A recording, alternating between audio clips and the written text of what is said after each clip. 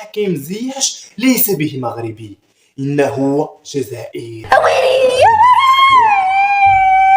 حكيم زياش ليس به مغربي، إنه جزائري. أنت في النار.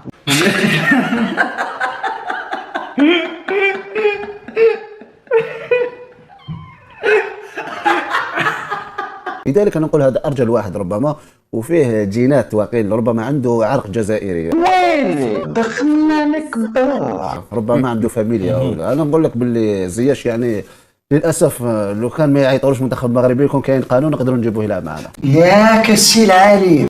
حكيم زياش لاعب المنتخب المغربي. دخل سوق راسك ودبر راسك. نقول لباك والله تنقول لباك مالك طايح على راسك. كان بعض التوقعات على أنه لن يكون مع المنتخب المغربي، ولو أنه المؤشرات الأخيرة بالنسبة لوليد الركراكي قال على أنه اللاعب يعاني من تداعيات إصابة سابقة.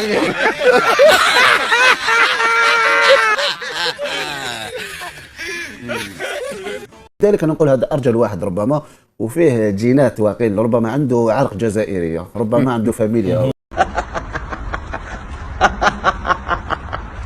أنا نقول لك باللي زياش يعني للأسف لو كان ما يعيطولوش منتخب مغربي يكون كاين قانون نقدروا نجيبوه هنا.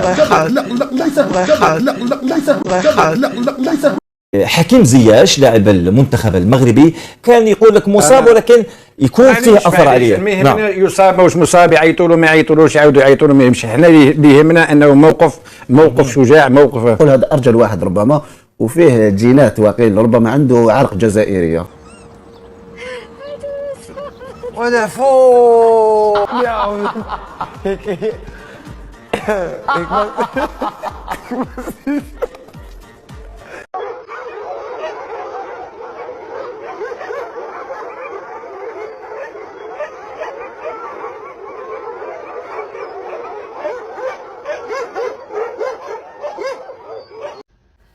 أذكار الصباح وأذكار المساء وأذكار النوم. المروك المروك المروك المروك المروك